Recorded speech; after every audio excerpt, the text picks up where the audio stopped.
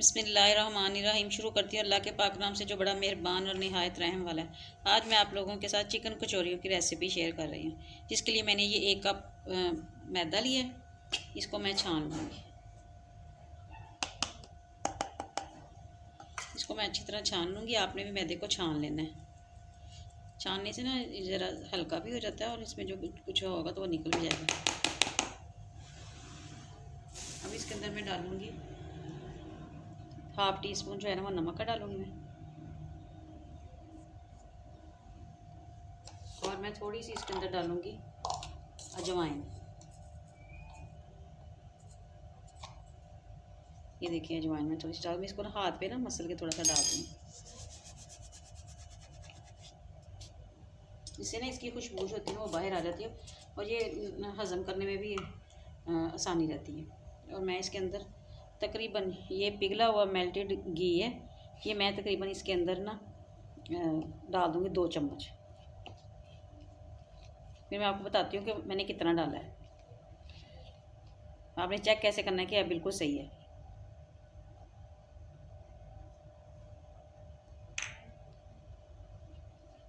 आपने इसको अच्छी तरह मिक्स करना है।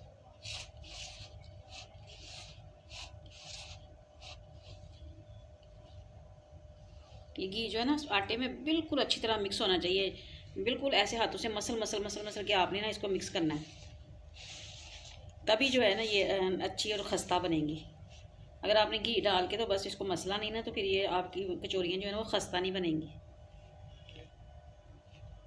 ये देखिए आप दोनों हाथों से ऐसे भी इसको मसल मसल के भी कर सकती हैं।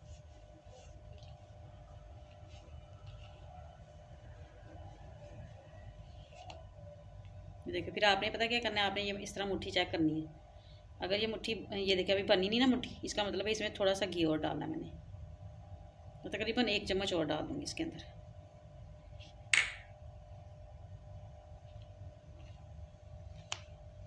इसको अच्छी तरह मिक्स कर लूँगी फिर से। ये तकरीबन मैंने 3 टेबलस्पून जो पिघला हुआ घी है ना, 3 टेबलस्पून मैंने डाला है। बड़े जो चावल खाने वाला चमचा होता है ना वो वाला। आपने इसको फिर से ऐसे ऐसे हाथों से मिक्स कर लेना है। ये देखिए अब मैं देख रही हूँ, ये देखिए अब मुट्ठी बन गई है आराम से। अब ये देखिए अब मैं इसको नीम गर्म पानी से ना गूंद लूँगी। अब ये देखिए मैं इसके अंदर ना पानी थोड़ा थोड़ा पानी डाल के ना, ये मैं मैदे वाले कप में ही मैंने पानी डाल लिया है। ये देखिए मैंने हल्का हल्का इसको ना आपने गूंदना। आपने ना इसकी ना सख्त डो गूंदनी, ज़्यादा नरम नहीं होनी चाहिए ना बहुत ज़्यादा सख्त, दरमियानी सी आपने इसको बनाना है। तो मैं ये करके फिर मैं आपको दिखाती हूँ।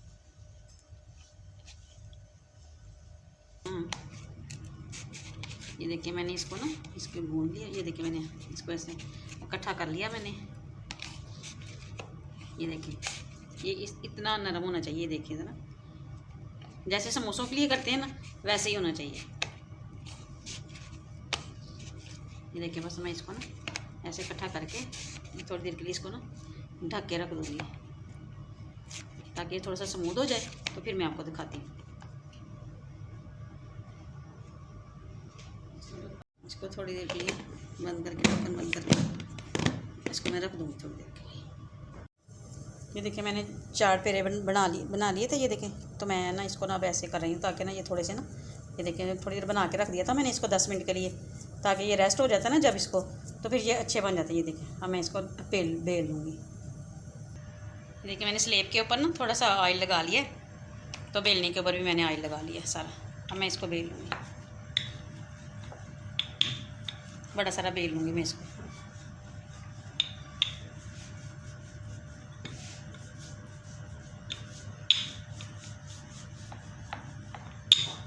ये बेल के ना फिर मैं आपको बताती हूँ। ये देखिए मैंने बेल लिया इसको। अब आपने क्या करना है, इसके ऊपर जो मैंने वो स्लैरी सी बनाई थी ना, तो आपने वो लगा देनी है। ये देखिए ज़रा, ये जो मैंने स्लैरी सी बनाई थी ना, इसको मैं लगा दूँगी।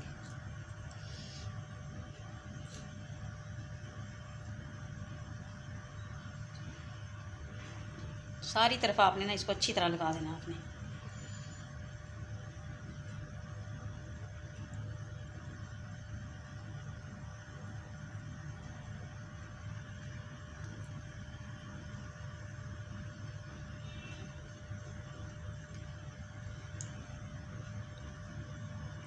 सारी तरफ लगा के आपने ना इसका ऐसे करना है। इसकी ना जो लेयर्स बनती हैं ना वो इसी से बनती हैं।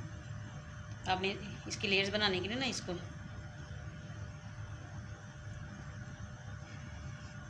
ये देखिए ज़रा बन गई। फिर आपने इसको ऐसे कर लेना, इसके ऊपर भी आपने लगा लेना।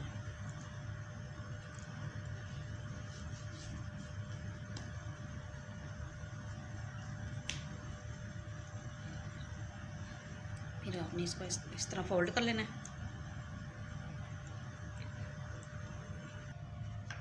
ये देखिए मैंने इसको फोल्ड कर लिया। मैं इसके ऊपर भी लगा दूँगी, हल्की हल्की सी लगा दूँगी ऐसे ना, क्योंकि इसी से लेयरें निकल के आनी है सारी कचौरियों की ना। अब इसको आपने ऐसे कर लेना है।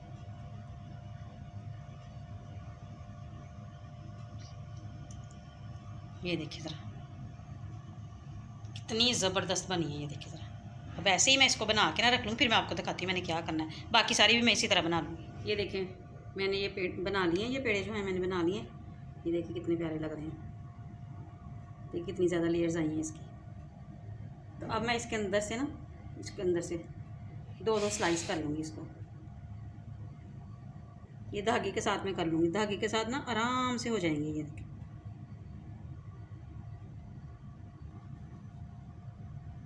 ये देखिए ज़रा धागे के साथ ना ये बाकी का भी सारा मैं काट देती हूँ।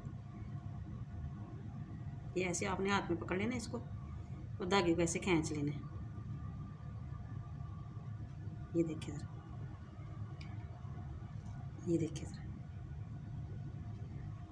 कितना खूबसूरत। ये देखिए ज़रा लेयर्स देखें कितनी ज़्यादा ज़बरदस्त बनी है इसकी। ये देखिए अब मैं ये इसी तरह काट लूँगी सारे। ये देखें मैं दूसरा भी काट रही हूँ। ये देखें आपने ज़ोर से धागे को ना ऐसे खींच लेना और ये देखिए ज़रा, ये देखिए कितना खूबसूरत बने हैं। ये देखिए ज़रा, ये देखिए कितने प्यारे लग रहे हैं, सारे बन गए हैं। ये देखिए अब इनको हल्का हल्का बेल बेल के ना तो मैं इसके अंदर फिलिंग को करूँगी, फिर मैं आपको दिखाती हूँ। आप चाहें तो बड़ी बड़ी कचौरियाँ भी बना सकते हैं। ये मैं थोड़ी सी छोटी बना रही हूँ, इतनी भी छोटी नहीं है, लेकिन वो जो बाज़ार से मिलती है उनसे थोड़ी सी छोटी है। ये देखिए मैं इस तरह बेल के ना सारी रख लूँगी। ये देखिए सारी बेल के फिर मैं आपको दिखाती हूँ। इसको मैं रखती जाऊँगी ऐसे बेल बेल के। ये देखिए ज़रा आपने हल्के हाथ से बेलना है ताकि ना इसकी लेयर्स जो है ना वो ख़राब ना हो जाए।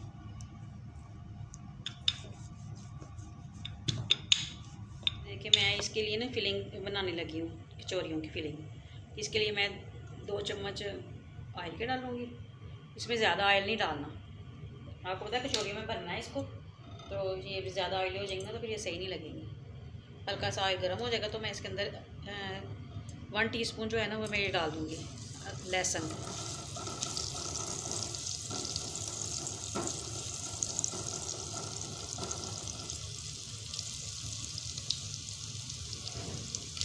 लहसुन से हल्का सा हो जाएगा ना जैसे, ये देखिए बस इसकी खुशबू आनी शुरू हो जाए। बस इसको लाइट ब्राउन नहीं करना, ब्राउन नहीं करना, कुछ भी नहीं करना, बस ये वाइट ही ऐसे इसके हल्का हल्का सा खुशबू आनी शुरू हो जाए तो आपने इसके अंदर ना प्याज डाल देना। ये मैंने ना 2 छोटे साइज़ के ना प्याज लिए, ये मैं इसके अंदर डाल दूँगी। मैंने स्लाइस में काटे हैं, इनको मैं नरम सा कर लूँ। जैसे सोते नरम हो जाते हैं ना प्याज, तरीके से लाइट लाइट से पिंक और नरम से हो जाते हैं, तो मैं इसको बिल्कुल इसी तरह कर लूँ।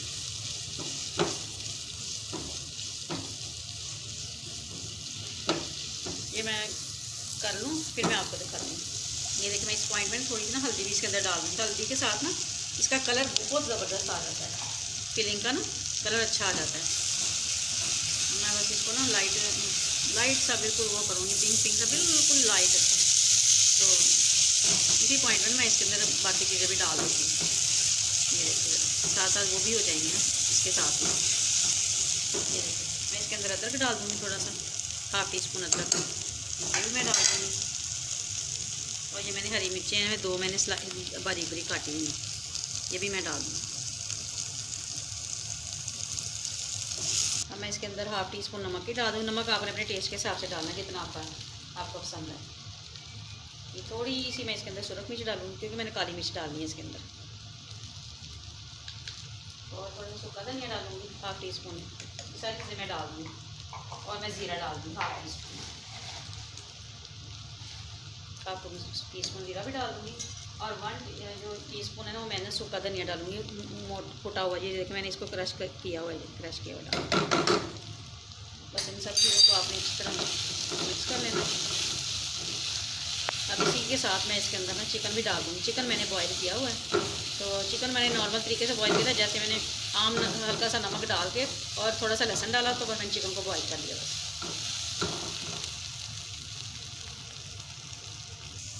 ये देखिए मैंने चिकन बॉईल किया हुआ था, ये मैंने इसको इस तरह कर लिया बारीक बारीक, तो मैं ये भी इसके अंदर डाल दूँगी।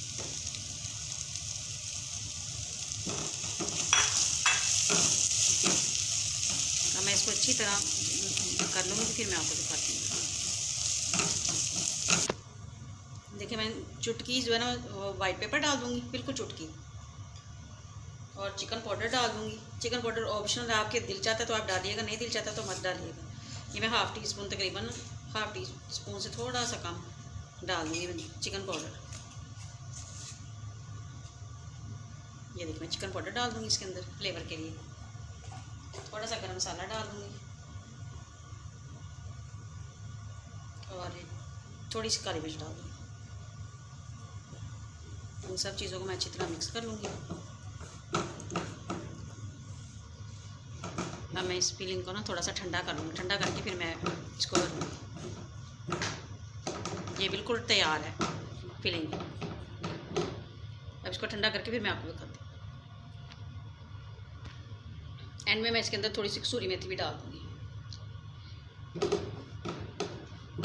बस अब इसको ठंडा करने के लिए रख दूँगी, थोड़ा ठंडा हो जाएगा फिर मैं आपको। ये देखिए मैंने ना ये सारी रोटियां मैंने बेल के जो रखी हुई ना, ये देखिए मैंने एक उठा के तो इसको ना ऐसे बंद किया। ये देखिए ऐसे बंद करके इसको मैं ऐसे गोल कर दूँगी ऐसे। ये देखिए ज़रा, ये देखिए सारी कचौरियाँ बन गई हैं। अब मैं इनको ना एक ही करके ना ऑयल में डालूँगी इसको। ये देखिए बंद वाली साइड जो है ना, जो जहाँ से मैंने बंद किया, ये वाली साइड आपने नीचे रखनी है। ये देखिए आपने घी जो है ना वो बहुत ज़्यादा गर्म नहीं करना। आप ये देख लें हल्के हल्के बबल से आ रहे हैं, हल्के हल्के से, आपने ऐसे ही रखना है इसको।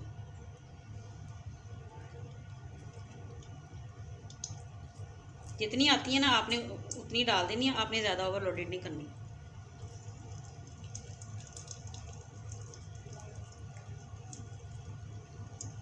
ये देखिए मैं ये डालूँगी, एक साइड से हो जाएंगी।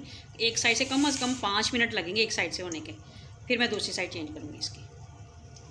अब ये देखिए एक साइड से हो गई है, मैं इसकी ना साइड चेंज कर दूँगी। ये देखिए ज़रा,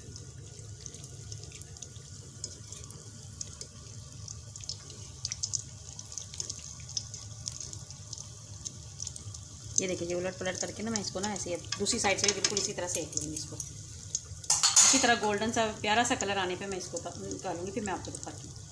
ये देखें दूसरी साइड से भी हो गई है, ये देखिए कितनी शानदार हुई है। ये देखिए ये देखिए, बस अब मैं इसको निकाल लूँगी।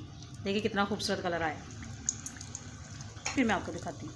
ये देखें कचौरियाँ बिल्कुल तैयार हो गई हैं। ये देखिए कितनी शानदार हो, कितनी मज़े की बनी है। ये देखिए ज़रा, ये लेस चेक करें ज़रा इसकी। ये देखिए ज़रा,